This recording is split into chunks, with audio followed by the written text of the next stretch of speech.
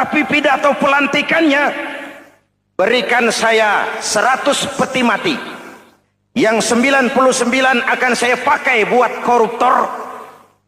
Yang 1 akan saya pakai sendiri kalau kamu lihat saya tidak benar. Luar biasa. Yang diperlukan sekarang ini keteladanan. Hulama'uhum, sikap ngayomi, mencari jalan keluar, bukan memamerkan kekuasaan, memamerkan kekuatan, arogansi, menghormati perbedaan. Itu ciri demokrasi. Hadirin hadirat ma'asyiral muslimin yang saya cintai, ada sebuah cerita pendek. Seorang pengendara sepeda motor ditangkap oleh Pak polisi, lalu diperiksa. Ini motor siapa? Pinjam Pak. Helm? Pinjam. SIM? Pinjam. Kata Pak polisi, tidak boleh begini. Marah yang naik sepeda motor. Pak polisi bagaimana? Kok tidak boleh? Yang punya saja bilang boleh.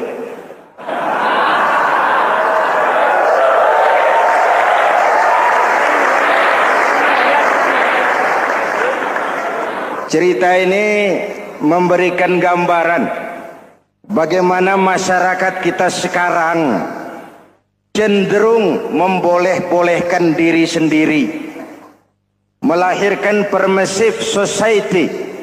Masyarakat serba boleh dengan ukuran sakarepe dewe. Itu sebabnya agama diturunkan. Dalam contoh yang indah, Rasul memberikan gambaran bahwa Islam ini bagaikan sebuah bangunan yang komponen pokoknya 5. Bunyal Islamu ala khamsin. Islam dibangun di atas 5 komponen pokok. Jadi kalau Islam ini ibarat bangunan, unsur penunjang pokoknya itu 5. Mari kita analogkan Islam dengan bangunan. Kalau saudara akan membangun rumah, sebelum pasang tiang, pasang genteng, pasang jendela, apa yang lebih dulu dibangun? Fondasi. Kalau Islam ibarat bangunan, fondasinya adalah syahadatu an la ilaha illallah wa anna muhammadar rasulullah. Ini fondasi. Jikalau kuat fondasi, aman bangunan. Jikalau rapuh fondasi, lentur dan luntur bangunan. Maka kuat atau tidak kuatnya bangunan Islam kita bergantung kepada keyakinan dasar tadi, fondasi. Saya bersaksi tidak ada Tuhan selain Allah, artinya saya tidak akan menyembah kecuali hanya kepada Allah. Orang yang benar fondasinya, beres sujudnya. Kalau saya yakin tidak ada Tuhan selain Allah, saya tidak akan minta rezeki kecuali hanya kepada Allah. Orang yang benar fondasinya, giat bekerjanya, jauh dari tipu menipu, jauh dari renten, jauh dari riba, jauh dari korupsi, jauh dari judi. Keyakinan memberikan warna terhadap bentuk kepribadian. Kalau saya yakin tidak ada Tuhan selain Allah, saya tidak akan pernah takut kecuali hanya kepada Allah. Saya tidak akan melarikan persoalan kecuali hanya kepada Allah. Saya tidak akan menggantungkan hidup kecuali hanya kepada Allah. Saya tidak akan minta tolong kecuali hanya kepada Allah. Meresap ke dalam jiwa. Untuk keyakinan seperti ini, orang-orang tua kita dahulu berlinang air mata, bersimbah darah, bahkan berkorban nyawa, melaksanakan hijrah untuk mempertahankan keyakinan. Ini intan paling mahal dan ini mutiara paling berharga. Zaman boleh berubah, tapi pondasi tidak boleh goyah. Masa boleh berganti, tapi pondasi jangan sampai mati. Karena iman kita hidup, untuk iman kita berjuang, dan dalam iman kita ingin kembali menghadap Allah Subhanahu. Masih ingat cerita tentang Bilal? Masih? Mengulang kaji saja. Bilal itu budak sahaya. Ketika masuk Islam dipanggil oleh majikannya. Bilal, iya bos. Saya dengar kamu masuk Islam ya? Iya bos. Kok berani-beraninya kamu masuk Islam? Memangnya kamu budak siapa Bilal? Ya budak bos. Bos. Kamu kerja sama siapa? Sama bos. Bos. Yang gaji kamu siapa? Ya bos. Nah, kamu kan ngerti Bilal. Kamu budak saya, kamu kerja dengan saya, yang gaji kamu saya, yang beri makan saya. Kenapa? Kok beraninya masuk Islam padahal kamu belum saya kasih izin? Bos, bos boleh beli badan saya, tapi jangan mimpi bisa membeli jiwa saya. Tuhan boleh kuasai badan saya, tapi jangan mimpi bisa menguasai keyakinan saya. Saya memang benar Tuhan yang gaji, tapi kan saya digaji, saya kerja. Kerja itu kewajiban saya, gaji itu hak saya. Soal keyakinan, jangan ikut campur bos. Kurang ajar kamu Bilal. Biarin. Bilal, begini saja. Kalau kau mau meninggalkan keyakinanmu, meninggalkan Allah Tuhanmu, kau akan kami merdekakan. Tapi kalau kau tetap dalam keyakinanmu, kamu akan saya siksa sampai mati. Bagaimana? Jangan mimpi, bos. Lebih baik mati berkalang tanah daripada hidup bercermin bangkai. Biar saya gugur membela keyakinan daripada hidup jadi penjilat menjual akidah. Itu prinsip.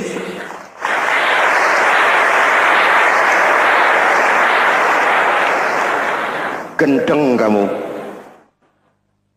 Ayo, siksa.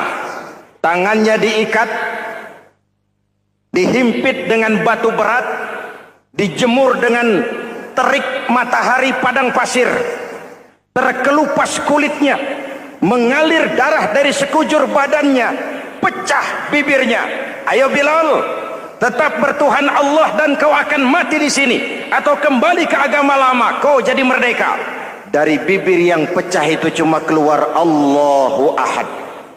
Bilal budak badannya, merdeka jiwanya, maka namanya ditulis dengan tinta emas dalam sejarah.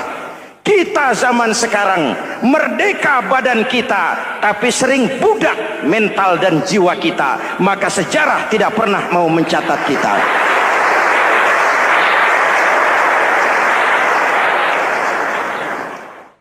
Masyarul muslimin yang saya cintai, fondasi sudah. Lalu apa lagi? Mulai memancangkan tiang. Tiangnya 5. Ada tiang namanya zuhur, asar, maghrib, subuh, isya. Tetapi agar bangunan menjadi kuat, ada tiang-tiang tambahan. Namanya rawatib dan nawafil. Rawatib itu ba'diyah atau qobliyah, nawafil itu di luar itu. Agar bangunan menjadi kuat, dibentuk pribadi lewat solat. Apa filsafatnya? Pertama, solat itu simbol penyerahan total kepada Allah. Kita ini sudah kontrak. Innallaha astara minal mu'minina anfusahum wa amwalahum bi anna lahumul jannah. Allah telah membeli dari orang-orang mukmin diri mereka, harta mereka, bagi mereka adalah surga. Penjual kita orang beriman, pembeli Allah, dagangannya amwal dan anfus, harganya adalah surga. Jelas? Penyerahan total itu dimulai dengan takbiratul ihram. Shalli fardal isya, Allahu akbar. Arahkan mata ke tempat kita sujud. Jangan lupa kalau sudah di atas, lupa dengan yang di bawah. Sudah jadi genteng, petatang peteteng di atas. Lalu bilang, merasa capek sendiri, kata genteng, kepada tiang, tiang kamu si enak, kata genteng, saya setengah mati di atas, kehujanan, kepanasan, kadang-kadang anak-anak nakal saya disambitin. Kata tiang, saudara genteng, ngomong jangan sembarangan ya. Kamu kira kamu bisa nongkrong dan nangkring di atas, itu gara-gara siapa genteng? Kan saya yang sokong dari bawah. Kamu jadi pejabat tinggi, jadi anggota ini, anggota itu. Kami rakyat yang angkat, jangan sudah di atas kami ditekan. Jangan agama dijadikan topeng untuk kepentingan pribadi. Berpolitik untuk kepentingan agama, ayo. Tapi menjual agama untuk kepentingan politik, itu yang merusak agama.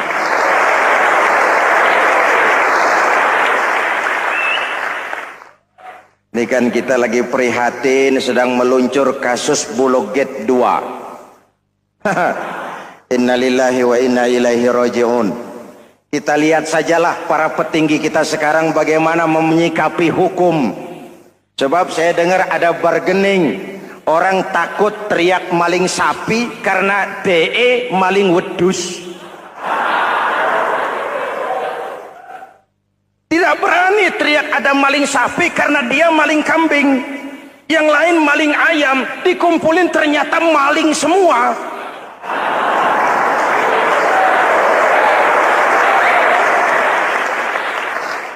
Hadirin yang saya hormati, ini melukai rasa keadilan. Oleh karena itu sholat mengajarkan kepada kita, dalam posisi berdiri, lihat tempat sujudmu. Jangan menteleng terus ke atas, lalu lupa dari mana kita berangkat.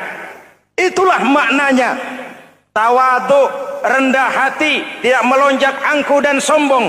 Ada sebuah hadis Rasulullah bersabda, "Idza aradallahu biqaumin khairan."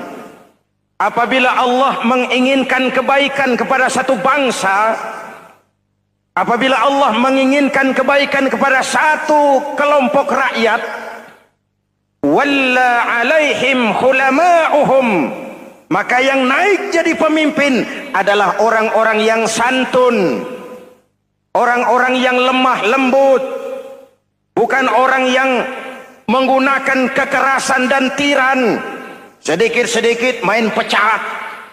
Itu terlambat lahir. Mestinya lahir di zaman Hitler, mestinya lahir di zaman Benito Mussolini, atau kalau mau lebih klasik lagi di zaman Fir'aun. Kalau Allah menginginkan kebaikan kepada satu masyarakat, satu bangsa, satu negara, naiklah orang-orang yang santun, yang ngayomi, yang menjadi solusi dan jalan keluar untuk kepentingan rakyatnya, mampu memberikan keteladanan. Saya tertarik dengan pidato Presiden Cina pada saat dilantik. Cina, Presiden Cina pasti tidak tahu Pancasila, pasti tidak kenal Islam, tapi pidato pelantikannya, berikan saya 100 peti mati, yang 99 akan saya pakai buat koruptor, yang satu akan saya pakai sendiri kalau kamu lihat saya tidak benar. Luar biasa. Yang diperlukan sekarang ini keteladanan, hulama'uhum, sikap ngayomi, mencari jalan keluar, bukan memamerkan kekuasaan, memamerkan kekuatan, arogansi, menghormati perbedaan. Itu ciri demokrasi.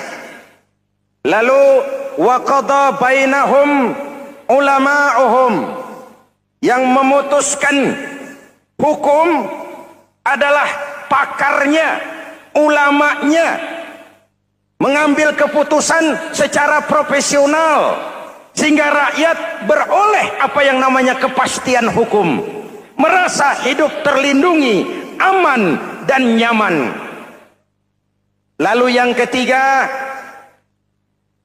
wa ja'alal mala fi askhiyaihim, peredaran harta pergerakan ekonomi berada di tangan orang-orang yang pemurah, yang tidak mau kaya sendiri, tidak mau senyum di atas penderitaan orang lain, menari di atas bangkai saudaranya.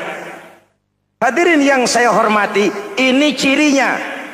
Tapi sebaliknya kata Nabi, wa idza aradallahu biqaumin syarran, apabila Allah menghendaki kejelekan, keburukan bagi satu bangsa, walla alaihim sufahauhum, yang naik jadi pemimpin orang-orang durjana, orang-orang kurang ajar, tapi dipoles dengan topeng yang bagus. Hei, hei, ini musim topeng. Musim apa? Topeng. Topeng itu apa perlunya? Menyembunyikan wajah asli. Sekarang ini Dracula berwajah Arjuna. Ini musim topeng. Kita rakyat harus hati-hati dan punya filter, mampu memilah dan memilih. Walla alaihim sufahauhum wa qada bainahum juhaluhum, yang memutuskan hukum, yang mengambil keputusan orang-orang bodoh. Wa ja'alal mala fi bukhalaihim, peredaran harta, peredaran ekonomi jatuh di tangan orang-orang yang bakhil, yang tidak punya konsep menciptakan kemakmuran yang merata bagi seluruh rakyat Indonesia.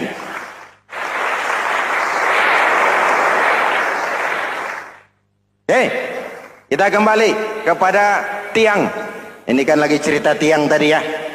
Kalau sedang berdiri, lihat tempat sujud, jangan menteleng terus ke atas. Terserang penyakit tamak bin rakus alias serakah. Nah, selesai. Anggota badan yang paling terhormat ini kepala.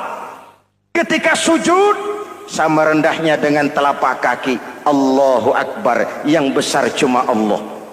Apa bedanya saya dengan saudara? Tidak ada, kecuali saya ngomong saudara dengerin. Kita sama-sama beribadah, sama-sama mencari nilai tambah di hadapan Allah.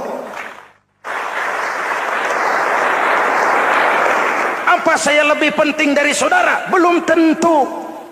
Apa saya lebih hebat dari saudara? Belum tentu. Perasaan lebih penting, lebih hebat, lebih jago setan. Jelas? Ayo tundukkan kepala, dia sama rendahnya dengan telapak kaki kita. Yang besar cuma Allah. Allahu Akbar. Lalu diakhiri dengan menebarkan salam. Assalamualaikum warahmatullah. Assalamualaikum warahmatullah. Menebarkan salam, mewujudkan rasa aman, damai, bukan menimbulkan keresahan. Hadirin yang saya hormati, ini karakteristik kita. Selesai sholat, kembali ke masyarakat, ajaran salam diterjemahkan. Apa? Rasulullah sallallahu alaihi wasallam bersabda, "Ufsus salam, wasilul arham, wa at'imut ta'am, wa sallu bil laili wan nas niyam, tadkhulul jannata bisalam." Pertama, ufsus salam, tebarkan salam. Tebarkan salam itu bukan cuma kalau ketemu orang, Assalamualaikum, Assalamualaikum. Iya, itu zahirnya. Tetapi hidup di tengah masyarakat memberikan rasa aman, rasa damai, menjadi pengayom bagi lingkungan, menjadi rahmah bagi semesta. Dalam Islam jangankan manusia, binatang saja dilindungi kok. Betul? Betul? Coba kalau belajar istinja itu kan makruh buang air kecil di tanah yang berlubang. Kenapa? Pertama, melindungi binatang yang ada dalam lubang. Siapa tahu di lubang yang saudara kencingi ada semut sedang rapat. Membahas Bologet jilid 2. Apa dosanya lalu mati dikencingi? Ini namanya rahmatan lis semut. Binatang saja dilindungi. Ada hadis, kalau kamu menyembelih hewan, sembelilah dengan cara yang terbaik.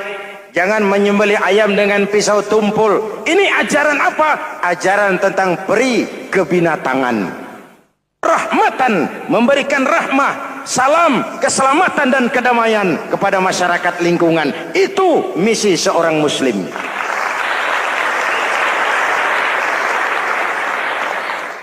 Hadirin hadirat ma'asyiral muslimin yang saya cintai, saya kembali kepada pesan Nabi tadi itu.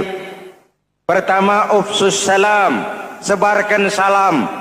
Sekarang ini kan yang banyak sebarkan isu, sebarkan fitnah, hancurkan nama baik orang, hantam orang di mana-mana. Padahal yang diajarkan ufsus salam, sebarkan perdamaian, bukan permusuhan. Cari kebenaran, bukan kemenangan. Lalu yang kedua, wasilul arham, sambungkan silaturahmi, tegakkan semangat kekeluargaan dan persaudaraan. Karena kita sudah diikat dengan tali akidah. Mari kita saling bertanya setelah lewat hari-hari yang dimana kita seperti saling berhadapan, seperti tercabut dari akar budaya kita sebagai bangsa. Semangat gotong royong, semangat kekeluargaan makin lentur dan luntur, dan perlu kita angkat kembali ke permukaan. Silul arham, sambungkan semangat silaturahmi. Wa at'imut ta'am, berikan makan orang-orang yang kelaparan. Mempunyai kepekaan dan kepedulian. Jangan menari di atas penderitaan orang, jangan tersenyum di atas isak tangis tetangga. At'imut ta'am, mempunyai kepedulian yang tinggi. Wa sallu bil laili wan nasu niyam, bangunlah di keheningan malam ketika orang sedang tidur. Istilah saya, kalau mau telepon Allah, jangan lupa nomor teleponnya, 44342. Jumlahnya 17. Zuhur, asar, maghrib, isya, subuh, 44342. Jangan ragu-ragu, kalau angka cukup telepon sambung. Kalau angka kurang, hati-hati salah sambung. Pak, mau sambung yang lebih cepat bagaimana? Bisa, selain nomor itu, coba pakai sambungan langsung jarak jauh. Namanya SLJJ. Kapan? Tengah malam. Kenapa tengah malam? Lebih murah. Lebih murah. Saluran kosong, telepon jarang yang pakai, orang banyak tidur. Wa minal laili fatahajjad bihi nafilatan lak asa ayyab'atsaka rabbuka maqaman mahmuda. Nun di keheningan malam, bangun. Seperti bapak-bapak, ibu-ibu sering bangun tengah malam ya Bu? Ya. Ngapain? Kalau bangun tengah malamnya sih saya percaya, cuma urusannya apa?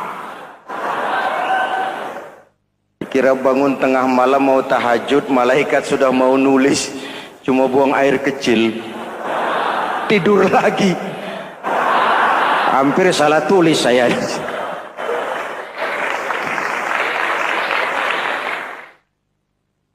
Baik, fondasi sudah Pak, tiang siap, lalu apa lagi? Nah, rumah itu supaya ada batas, perlu pagar, dinding, tembok. Yang jadi batas, dinding, tembok, puasa. Asyamu junnatun, puasa adalah dinding, benteng yang menyelamatkan manusia jangan sampai menyentuh wilayah lain. Ada batas-batas dan norma yang diindahkan.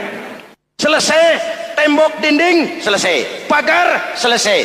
Lah rumah itu supaya bersih, kan harus ada kamar mandi, jendela, pintu, yang fungsinya membersihkan zakat.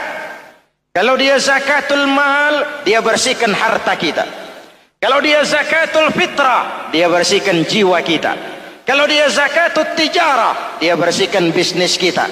Kalau dia zakatul ma'adin, dia bersihkan barang tambang kita.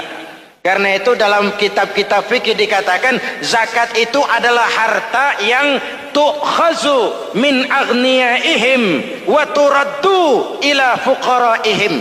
Kiai Haji Zainuddin Hamidi, atau dikenal sebagai Kiai Haji Zainuddin MZ. Beliau lahir pada tanggal 2 Maret 1952. Kiai Haji Zainuddin MZ adalah seorang pemuka agama Islam di Indonesia yang populer melalui ceramahnya di radio dan televisi. Julukannya adalah Dai Berjuta Umat, karena dakwahnya yang dapat menyentuh seluruh lapisan masyarakat. Dan ia pernah menjabat sebagai Ketua Umum Partai Bintang Reformasi, kemudian digantikan oleh Bursah Zarnubi. Kiai Haji Zainuddin MZ merupakan anak tunggal buah cinta pasangan Turmuzi dan Zainabun dari keluarga Betawi asli.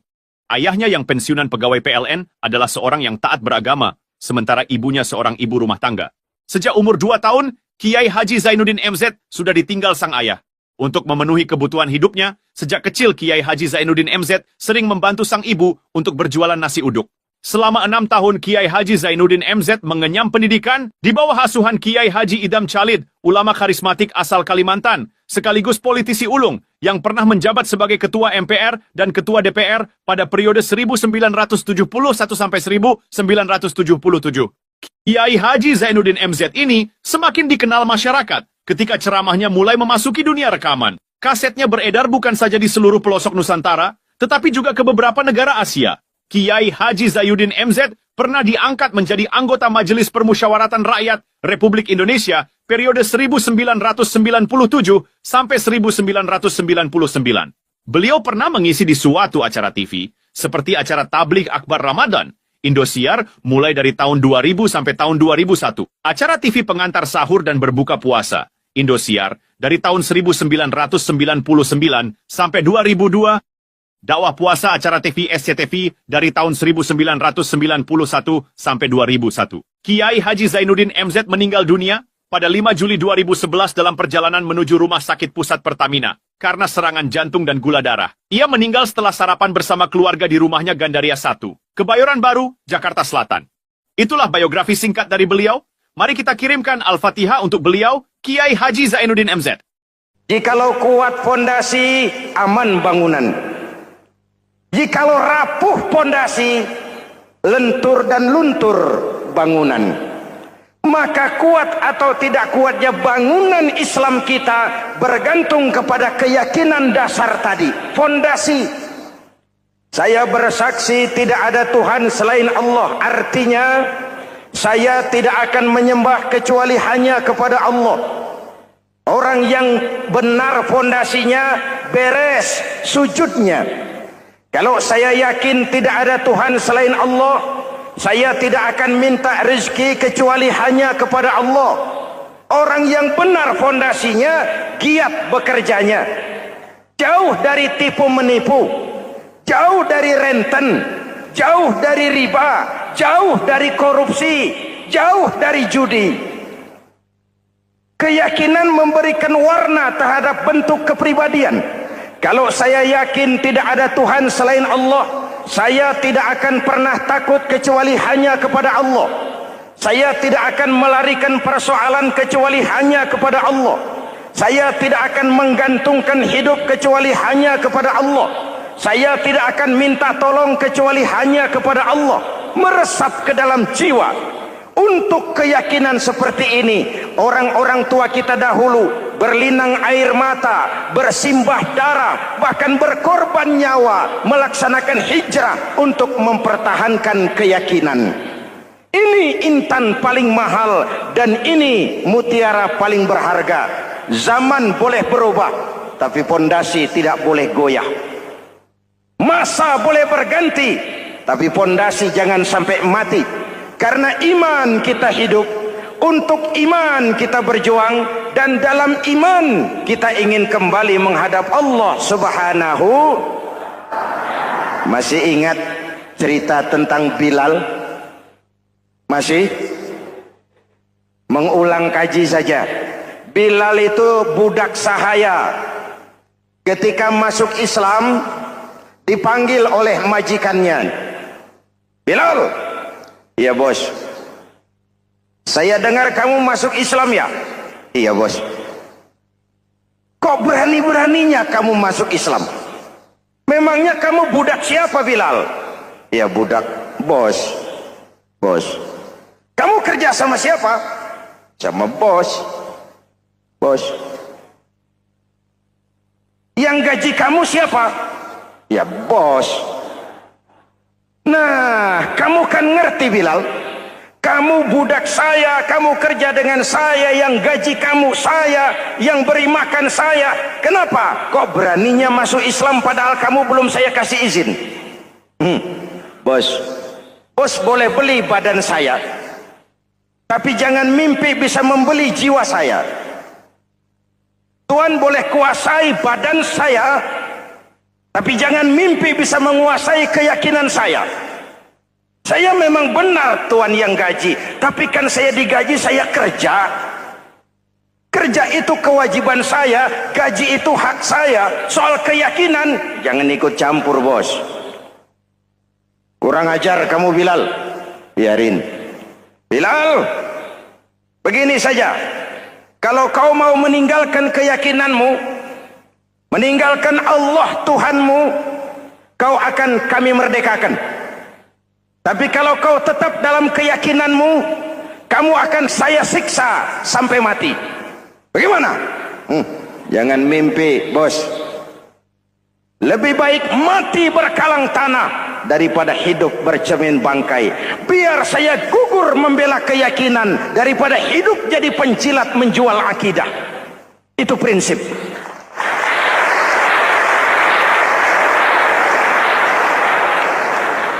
Gendeng kamu. Ayo, siksa. Tangannya diikat, dihimpit dengan batu berat, dijemur dengan terik matahari padang pasir, terkelupas kulitnya, mengalir darah dari sekujur badannya, pecah bibirnya. Ayo Bilal, tetap bertuhan Allah dan kau akan mati di sini, atau kembali ke agama lama, kau jadi merdeka. Dari bibir yang pecah itu cuma keluar Allahu Ahad. Bilal, budak badannya, merdeka jiwanya. Maka namanya ditulis dengan tinta emas dalam sejarah. Kita zaman sekarang, merdeka badan kita, tapi sering budak mental dan jiwa kita. Maka sejarah tidak pernah mau mencatat kita.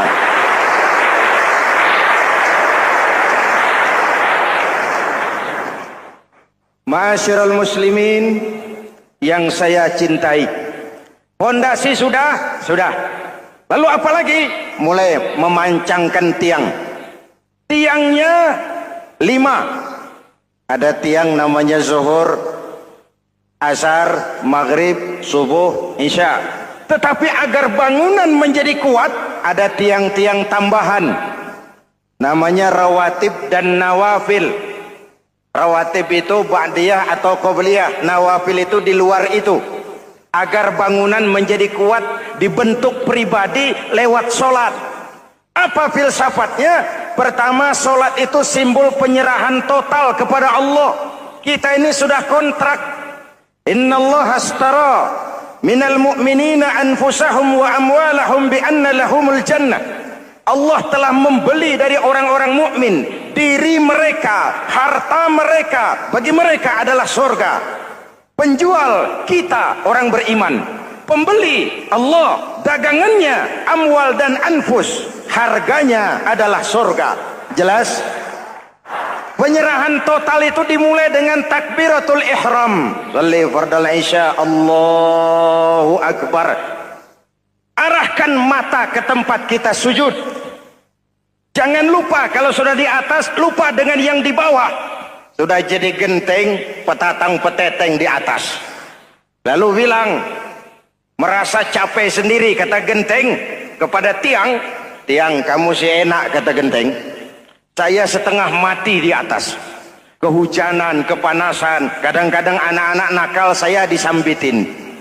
Kata tiang, saudara genteng, ngomong jangan sembarangan ya. Kamu kira kamu bisa nongkrong dan nangkring di atas, itu gara-gara siapa genteng? Kan saya yang sokong dari bawah. Kamu jadi pejabat tinggi, jadi anggota ini, anggota itu. Kami rakyat yang angkat, jangan sudah di atas kami ditekan. Jangan agama dijadikan topeng untuk kepentingan pribadi. Berpolitik untuk kepentingan agama, ayo. Tapi menjual agama untuk kepentingan politik, itu yang merusak agama.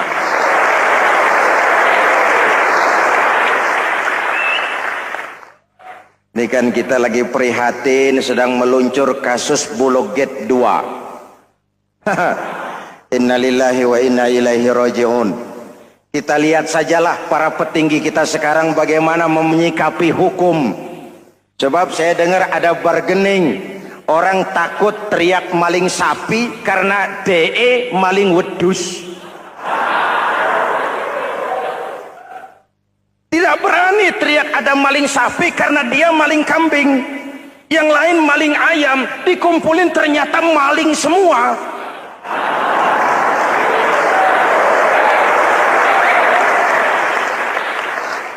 Hadirin yang saya hormati, ini melukai rasa keadilan. Oleh karena itu sholat mengajarkan kepada kita, dalam posisi berdiri, lihat tempat sujudmu. Jangan menteleng terus ke atas, lalu lupa dari mana kita berangkat. Itulah maknanya tawadhu, rendah hati, tidak melonjak angkuh dan sombong. Ada sebuah hadis Rasulullah bersabda, "Idza aradallahu biqaumin khairan." Apabila Allah menginginkan kebaikan kepada satu bangsa, apabila Allah menginginkan kebaikan kepada satu kelompok rakyat, walla alaihim hulama'uhum, maka yang naik jadi pemimpin adalah orang-orang yang santun, orang-orang yang lemah lembut, bukan orang yang menggunakan kekerasan dan tiran, sedikit-sedikit main pecat. Itu terlambat lahir. Mestinya lahir di zaman Hitler, mestinya lahir di zaman Benito Mussolini, atau kalau mau lebih klasik lagi di zaman Fir'aun. Kalau Allah menginginkan kebaikan kepada satu masyarakat, satu bangsa, satu negara, naiklah orang-orang yang santun, yang ngayomi, yang menjadi solusi dan jalan keluar untuk kepentingan rakyatnya, mampu memberikan keteladanan. Saya tertarik dengan pidato Presiden Cina pada saat dilantik. Cina, Presiden Cina pasti tidak tahu Pancasila, pasti tidak kenal Islam, tapi pidato pelantikannya, berikan saya 100 peti mati, yang 99 akan saya pakai buat koruptor, yang satu akan saya pakai sendiri kalau kamu lihat saya tidak benar. Luar biasa. Yang diperlukan sekarang ini keteladanan. Hulama'uhum, sikap ngayomi, mencari jalan keluar, bukan memamerkan kekuasaan, memamerkan kekuatan, arogansi, menghormati perbedaan. Itu ciri demokrasi. Lalu wa qada bainahum ulama'uhum, yang memutuskan hukum adalah pakarnya, ulamanya, mengambil keputusan secara profesional sehingga rakyat beroleh apa yang namanya kepastian hukum, merasa hidup terlindungi, aman dan nyaman. Lalu yang ketiga, wa ja'alal mala fi askhiyaihim, peredaran harta, pergerakan ekonomi berada di tangan orang-orang yang pemurah, yang tidak mau kaya sendiri, tidak mau senyum di atas penderitaan orang lain, menari di atas bangkai saudaranya. Hadirin yang saya hormati, ini cirinya. Tapi sebaliknya kata Nabi, wa idza aradallahu biqaumin syarran, apabila Allah menghendaki kejelekan, keburukan bagi satu bangsa, walla alaihim sufahauhum, yang naik jadi pemimpin orang-orang durjana, orang-orang kurang ajar, tapi dipoles dengan topeng yang bagus. Hei, hei, ini musim topeng. Musim apa? Topeng. Topeng itu apa perlunya? Menyembunyikan wajah asli. Sekarang ini Dracula berwajah Arjuna. Ini musim topeng, kita rakyat harus hati-hati dan punya filter, mampu memilah dan memilih. Walla alaihim sufaha'uhum wa qada bainahum juhaluhum. Yang memutuskan hukum, yang mengambil keputusan orang-orang bodoh. Wa ja'alal mala fi bukhalaihim. Peredaran harta, peredaran ekonomi jatuh di tangan orang-orang yang bakhil, yang tidak punya konsep menciptakan kemakmuran yang merata bagi seluruh rakyat Indonesia.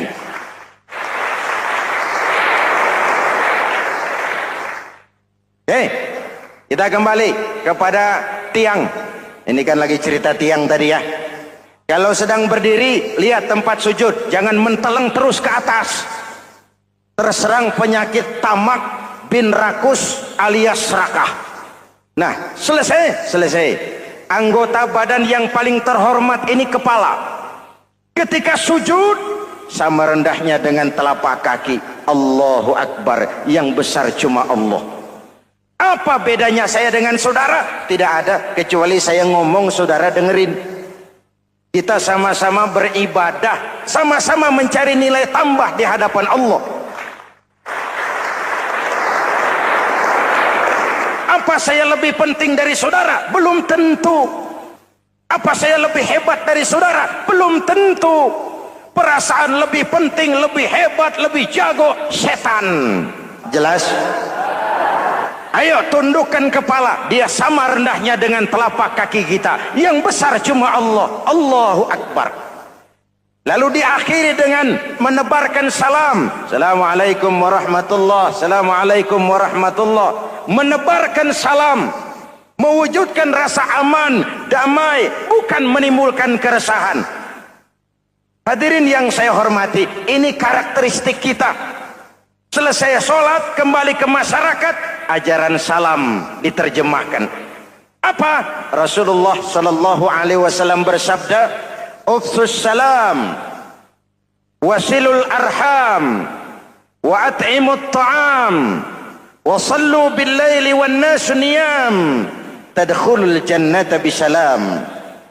Pertama, ufsus salam, tebarkan salam. Tebarkan salam itu bukan cuma kalau ketemu orang assalamualaikum, assalamualaikum. Iya, itu zahirnya. Tetapi hidup di tengah masyarakat memberikan rasa aman, rasa damai, menjadi pengayom bagi lingkungan, menjadi rahmah bagi semesta. Dalam Islam jangankan manusia, binatang saja dilindungi kok. Betul? Betul? Coba kalau belajar istinja itu kan makruh buang air kecil di tanah yang berlubang. Kenapa? Pertama, melindungi binatang yang ada dalam lubang.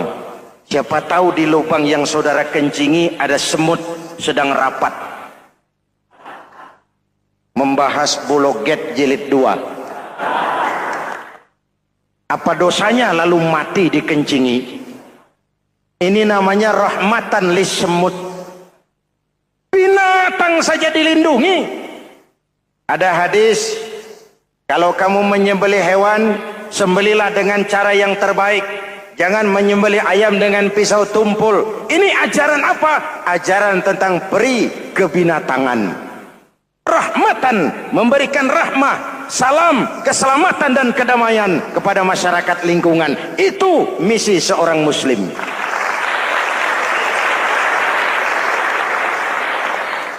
Hadirin, hadirat, ma'asyiral muslimin yang saya cintai. Saya kembali kepada pesan Nabi tadi itu. Pertama, ufsus salam, sebarkan salam. Sekarang ini kan yang banyak sebarkan isu, sebarkan fitnah, hancurkan nama baik orang, hantam orang di mana-mana. Padahal yang diajarkan ufsus salam, sebarkan perdamaian, bukan permusuhan. Cari kebenaran, bukan kemenangan.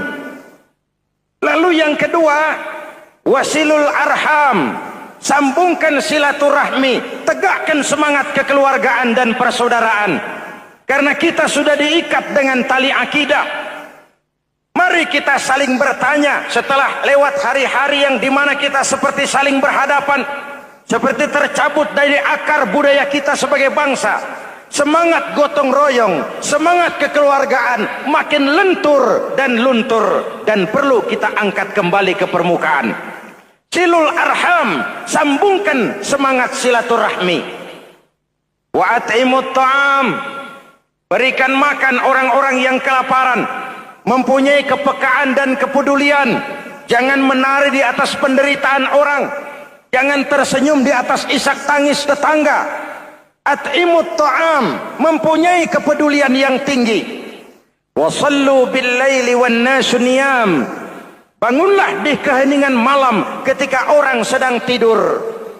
Istilah saya, kalau mau telepon Allah, jangan lupa nomor teleponnya itu 44342. Jumlahnya 17. Zuhur, asar, maghrib, isya, subuh 44342. Jangan ragu-ragu, kalau angka cukup telepon sambung.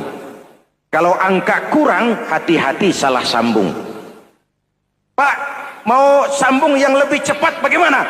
Bisa. Selain nomor itu, coba pakai sambungan langsung jarak jauh. Namanya SLJJ. Kapan? Tengah malam. Kenapa tengah malam? Lebih murah. Lebih murah. Saluran kosong, telepon jarang yang pakai, orang banyak tidur. Wa minal laili fatahajjad bihi nafilatan lak asa ayyab'atsaka rabbuka maqaman mahmuda. Nun, di keheningan malam bangun. Seperti bapak-bapak, ibu-ibu sering bangun tengah malam ya Bu? Ya. Ngapain? Kalau bangun tengah malamnya sih saya percaya, cuma urusannya apa?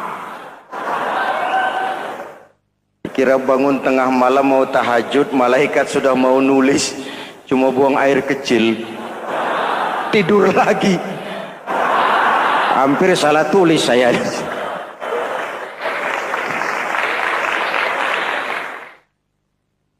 Baik, fondasi sudah Pak. Tiang siap, siap. Lalu apa lagi? Nah, rumah itu supaya ada batas, perlu pagar, dinding, tembok. Yang jadi batas, dinding, tembok, puasa. Asyamu junnatun, puasa adalah dinding, benteng yang menyelamatkan manusia jangan sampai menyentuh wilayah lain. Ada batas-batas dan norma yang diindahkan. Selesai, tembok, dinding, selesai. Pagar, selesai. Lah rumah itu supaya bersih, kan harus ada kamar mandi, jendela, pintu, yang fungsinya membersihkan zakat. Kalau dia zakatul mal, dia bersihkan harta kita. Kalau dia zakatul fitrah, dia bersihkan jiwa kita. Kalau dia zakatul tijarah, dia bersihkan bisnis kita. Kalau dia zakatul ma'adin, dia bersihkan barang tambang kita. Karena itu dalam kitab-kitab fikih dikatakan zakat itu adalah harta yang tu'khazu min aghniyaihim wa turaddu ila fuqaraihim. Jikalau kuat fondasi, aman bangunan. Jikalau rapuh fondasi, lentur dan luntur bangunan. Maka kuat atau tidak kuatnya bangunan Islam kita bergantung kepada keyakinan dasar tadi, fondasi. Saya bersaksi tidak ada Tuhan selain Allah, artinya saya tidak akan menyembah kecuali hanya kepada Allah. Orang yang benar fondasinya beres sujudnya. Kalau saya yakin tidak ada Tuhan selain Allah, Saya tidak akan minta rezeki kecuali hanya kepada Allah. Orang yang benar fondasinya, giat bekerjanya, jauh dari tipu menipu, jauh dari renten, jauh dari riba, jauh dari korupsi, jauh dari judi. Keyakinan memberikan warna terhadap bentuk kepribadian. Kalau saya yakin tidak ada Tuhan selain Allah, saya tidak akan pernah takut kecuali hanya kepada Allah. Saya tidak akan melarikan persoalan kecuali hanya kepada Allah. Saya tidak akan menggantungkan hidup kecuali hanya kepada Allah. Saya tidak akan minta tolong kecuali hanya kepada Allah. Meresap ke dalam jiwa. Untuk keyakinan seperti ini, orang-orang tua kita dahulu berlinang air mata, bersimbah darah, bahkan berkorban nyawa, melaksanakan hijrah untuk mempertahankan keyakinan. Ini intan paling mahal dan ini mutiara paling berharga. Zaman boleh berubah, tapi pondasi tidak boleh goyah. Masa boleh berganti, tapi pondasi jangan sampai mati. Karena iman kita hidup, untuk iman kita berjuang, dan dalam iman kita ingin kembali menghadap Allah Subhanahu.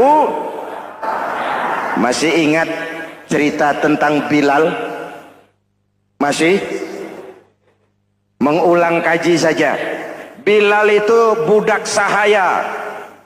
Ketika masuk Islam, dipanggil oleh majikannya. Bilal, iya bos. Saya dengar kamu masuk Islam ya? Iya bos.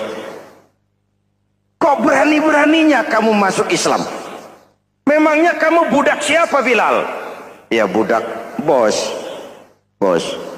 Kamu kerja sama siapa? Sama bos. Bos. Yang gaji kamu siapa? Ya bos. Nah, kamu kan ngerti Bilal, kamu budak saya, kamu kerja dengan saya, yang gaji kamu saya, yang beri makan saya. Kenapa? Kok beraninya masuk Islam padahal kamu belum saya kasih izin? Bos, bos boleh beli badan saya, tapi jangan mimpi bisa membeli jiwa saya. Tuhan boleh kuasai badan saya, tapi jangan mimpi bisa menguasai keyakinan saya. Saya memang benar Tuhan yang gaji, tapi kan saya digaji, saya kerja. Kerja itu kewajiban saya, gaji itu hak saya. Soal keyakinan, jangan ikut campur bos. Kurang ajar kamu Bilal. Biarin. Bilal, begini saja. Kalau kau mau meninggalkan keyakinanmu, meninggalkan Allah Tuhanmu, kau akan kami merdekakan. Tapi kalau kau tetap dalam keyakinanmu, kamu akan saya siksa sampai mati. Bagaimana? Jangan mimpi bos. Lebih baik mati berkalang tanah daripada hidup bercermin bangkai. Biar saya gugur membela keyakinan daripada hidup jadi penjilat menjual akidah. Itu prinsip.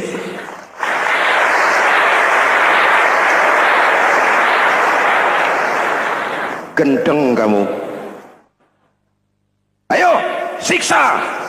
Tangannya diikat, dihimpit dengan batu berat, dijemur dengan terik matahari padang pasir, terkelupas kulitnya, mengalir darah dari sekujur badannya, pecah bibirnya. Ayo Bilal, tetap bertuhan Allah dan kau akan mati di sini, atau kembali ke agama lama, kau jadi merdeka. Dari bibir yang pecah itu cuma keluar Allahu Ahad. Bilal budak badannya, merdeka jiwanya, maka namanya ditulis dengan tinta emas dalam sejarah.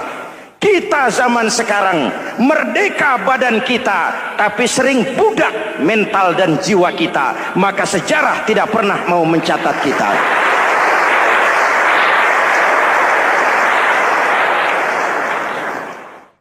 Ma'asyiral muslimin yang saya cintai, fondasi sudah. Lalu apa lagi? Mulai memancangkan tiang. Tiangnya 5. Ada tiang namanya zuhur, asar, maghrib, subuh, isya. Tetapi agar bangunan menjadi kuat, ada tiang-tiang tambahan, namanya rawatib dan nawafil. Rawatib itu ba'diyah atau qobliyah, nawafil itu di luar itu. Agar bangunan menjadi kuat, dibentuk pribadi lewat sholat. Apa filsafatnya? Pertama, sholat itu simbol penyerahan total kepada Allah. Kita ini sudah kontrak. Innallaha astara minal mu'minina anfusahum wa amwalahum bi anna lahumul jannah. Allah telah membeli dari orang-orang mukmin diri mereka, harta mereka, bagi mereka adalah surga. Penjual kita orang beriman, pembeli Allah, dagangannya amwal dan anfus, harganya adalah surga. Jelas? Penyerahan total itu dimulai dengan takbiratul ihram. Shalli fardal isya, Allahu akbar. Arahkan mata ke tempat kita sujud. Jangan lupa kalau sudah di atas, lupa dengan yang di bawah. Sudah jadi genteng, petatang peteteng di atas. Lalu bilang, merasa capek sendiri, kata genteng kepada tiang. Tiang, kamu si enak, kata genteng. Saya setengah mati di atas. Kehujanan, kepanasan, kadang-kadang anak-anak nakal saya disambitin. Kata tiang, saudara genteng, ngomong jangan sembarangan ya. Kamu kira kamu bisa nongkrong dan nangkring di atas, itu gara-gara siapa genteng? Kan saya yang sokong dari bawah. Kamu jadi pejabat tinggi, jadi anggota ini, anggota itu. Kami rakyat yang angkat. Jangan sudah di atas kami ditekan. Jangan agama dijadikan topeng untuk kepentingan pribadi. Berpolitik untuk kepentingan agama, ayo. Tapi menjual agama untuk kepentingan politik, itu yang merusak agama.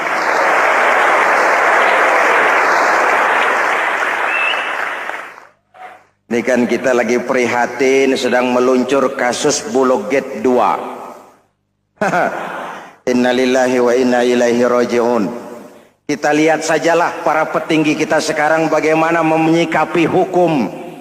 Sebab saya dengar ada bargaining. Orang takut teriak maling sapi karena DE maling wedus. Tidak berani teriak ada maling sapi karena dia maling kambing. Yang lain maling ayam, dikumpulin ternyata maling semua.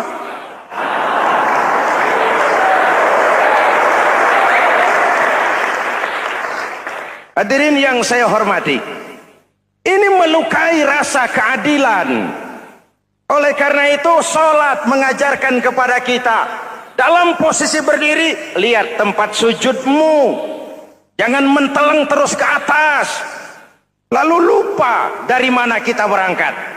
Itulah maknanya tawadhu, rendah hati, tidak melonjak angku dan sombong. Ada sebuah hadis Rasulullah bersabda, "Idza aradallahu biqaumin khairan." Apabila Allah menginginkan kebaikan kepada satu bangsa, apabila Allah menginginkan kebaikan kepada satu kelompok rakyat, walla alaihim khulama'uhum, maka yang naik jadi pemimpin adalah orang-orang yang santun, orang-orang yang lemah lembut, bukan orang yang menggunakan kekerasan dan tiran. Sedikit-sedikit main pecat, itu terlambat lahir. Mestinya lahir di zaman Hitler, mestinya lahir di zaman Benito Mussolini, atau kalau mau lebih klasik lagi di zaman Fir'aun.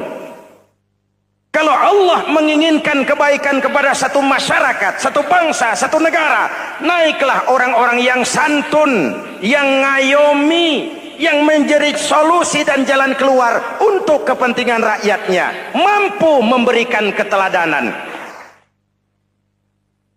Saya tertarik dengan pidato Presiden Cina pada saat dilantik. Cina, Presiden Cina pasti tidak tahu Pancasila, pasti tidak kenal Islam, Tapi pidato pelantikannya, berikan saya 100 peti mati. Yang 99 akan saya pakai buat koruptor. Yang 1 akan saya pakai sendiri kalau kamu lihat saya tidak benar. Luar biasa. Yang diperlukan sekarang ini keteladanan. Hulama'uhum, sikap ngayomi, mencari jalan keluar, bukan memamerkan kekuasaan, memamerkan kekuatan, arogansi, menghormati perbedaan. Itu ciri demokrasi. Lalu wa qada bainahum ulama'uhum, yang memutuskan hukum adalah pakarnya, ulamanya, mengambil keputusan secara profesional sehingga rakyat beroleh apa yang namanya kepastian hukum, merasa hidup terlindungi, aman dan nyaman. Lalu yang ketiga, wa ja'alal mala fi askhiyaihim, peredaran harta, pergerakan ekonomi berada di tangan orang-orang yang pemurah, yang tidak mau kaya sendiri, tidak mau senyum di atas penderitaan orang lain, menari di atas bangkai saudaranya. Hadirin yang saya hormati, ini cirinya. Tapi sebaliknya kata Nabi, wa idza aradallahu biqaumin syarran, apabila Allah menghendaki kejelekan, keburukan bagi satu bangsa, walla alaihim sufaha'uhum, yang naik jadi pemimpin orang-orang durjana, orang-orang kurang ajar, tapi dipoles dengan topeng yang bagus. Hei, hei, ini musim topeng. Musim apa? Topeng. Topeng itu apa perlunya? Menyembunyikan wajah asli. Sekarang ini Dracula berwajah Arjuna. Ini musim topeng. Kita rakyat harus hati-hati dan punya filter, mampu memilah dan memilih. Walla alaihim sufaha'uhum wa qada bainahum juhaluhum, yang memutuskan hukum, yang mengambil keputusan orang-orang bodoh. Wa ja'alal mala fi bukhalaihim, peredaran harta, peredaran ekonomi jatuh di tangan orang-orang yang bakhil, yang tidak punya konsep menciptakan kemakmuran yang merata bagi seluruh rakyat Indonesia.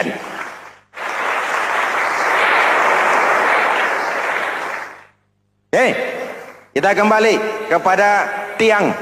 Ini kan lagi cerita tiang tadi ya. Kalau sedang berdiri, lihat tempat sujud, jangan menteleng terus ke atas. Terserang penyakit tamak bin rakus alias serakah. Nah, selesai. Anggota badan yang paling terhormat ini kepala. Ketika sujud, sama rendahnya dengan telapak kaki. Allahu Akbar, yang besar cuma Allah. Apa bedanya saya dengan saudara? Tidak ada, kecuali saya ngomong saudara dengerin. Kita sama-sama beribadah, sama-sama mencari nilai tambah di hadapan Allah. Apa saya lebih penting dari saudara? Belum tentu. Apa saya lebih hebat dari saudara? Belum tentu. Perasaan lebih penting, lebih hebat, lebih jago, setan. Jelas? Ayo tundukkan kepala, dia sama rendahnya dengan telapak kaki kita. Yang besar cuma Allah. Allahu Akbar. Lalu diakhiri dengan menebarkan salam. Assalamualaikum warahmatullah. Assalamualaikum warahmatullah. Menebarkan salam, mewujudkan rasa aman, damai, bukan menimbulkan keresahan. Hadirin yang saya hormati, ini karakteristik kita. Selesai sholat, kembali ke masyarakat, ajaran salam diterjemahkan. Apa? Rasulullah sallallahu alaihi wasallam bersabda, "Ufsus salam, wasilul arham, wa at'imut ta'am, wa sallu bil laili wan nas niyam, tadkhulul jannata bisalam. Pertama, ufsus salam, tebarkan salam. Tebarkan salam itu bukan cuma kalau ketemu orang, assalamualaikum, assalamualaikum. Iya, itu zahirnya. Tetapi hidup di tengah masyarakat memberikan rasa aman, rasa damai, menjadi pengayom bagi lingkungan, menjadi rahmah bagi semesta. Dalam Islam jangankan manusia, binatang saja dilindungi kok. Betul? Betul? Coba kalau belajar istinja itu kan makruh buang air kecil di tanah yang berlubang. Kenapa? Pertama, melindungi binatang yang ada dalam lubang. Siapa tahu di lubang yang saudara kencingi ada semut sedang rapat membahas Bologet jilid 2. Apa dosanya lalu mati dikencingi? Ini namanya rahmatan lis semut. Binatang saja dilindungi. Ada hadis, kalau kamu menyembelih hewan, sembelilah dengan cara yang terbaik. Jangan menyembelih ayam dengan pisau tumpul. Ini ajaran apa? Ajaran tentang peri kebinatangan. Rahmatan, memberikan rahmah, salam, keselamatan dan kedamaian kepada masyarakat lingkungan. Itu misi seorang muslim.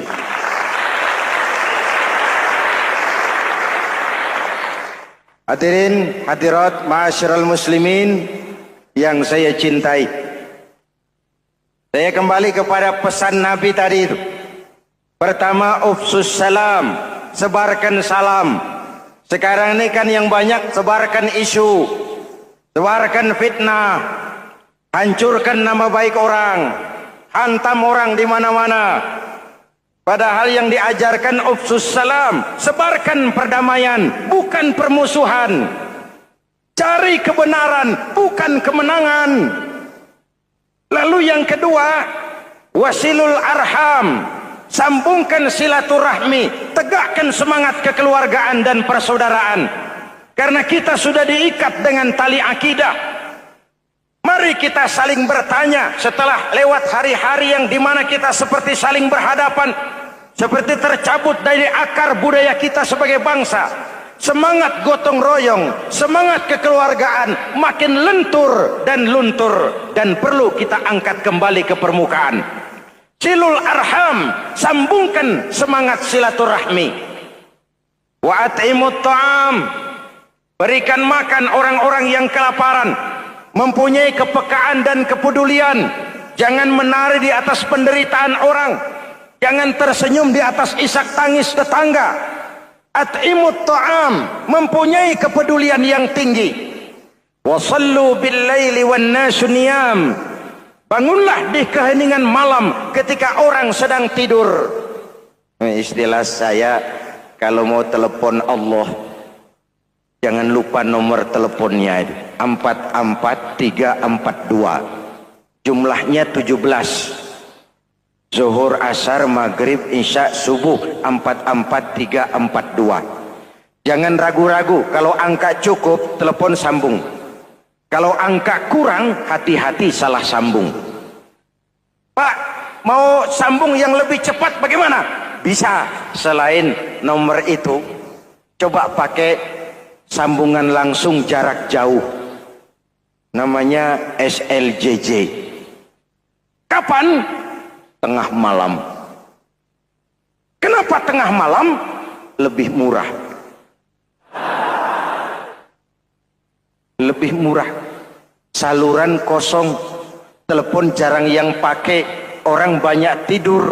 Wa minal laili fatahajjad bihi nafilatan lak asa ayyab'athaka rabbuka maqaman mahmuda. Nun, di keheningan malam bangun. Seperti bapak-bapak, ibu-ibu sering bangun tengah malam ya Bu? Ya. Ngapain? Kalau bangun tengah malamnya sih saya percaya, cuma urusannya apa? Kira bangun tengah malam mau tahajud, malaikat sudah mau nulis, cuma buang air kecil, tidur lagi. Hampir salah tulis saya.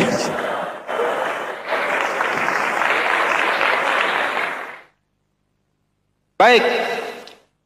Fondasi sudah Pak. Tiang siap. Lalu apa lagi? Nah, rumah itu supaya ada batas, perlu pagar, dinding, tembok.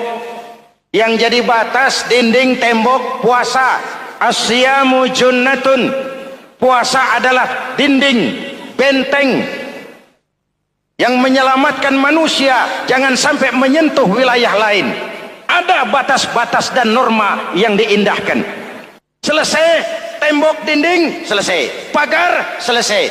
Lah rumah itu supaya bersih, kan harus ada kamar mandi, jendela, pintu, yang fungsinya membersihkan zakat. Kalau dia zakatul mal, dia bersihkan harta kita. Kalau dia zakatul fitrah, dia bersihkan jiwa kita. Kalau dia zakatul tijarah, dia bersihkan bisnis kita. Kalau dia zakatul ma'adin, dia bersihkan barang tambang kita. Karena itu dalam kitab-kitab fikih dikatakan zakat itu adalah harta yang tu'khazu min aghniyaihim wa turaddu ila fuqaraihim.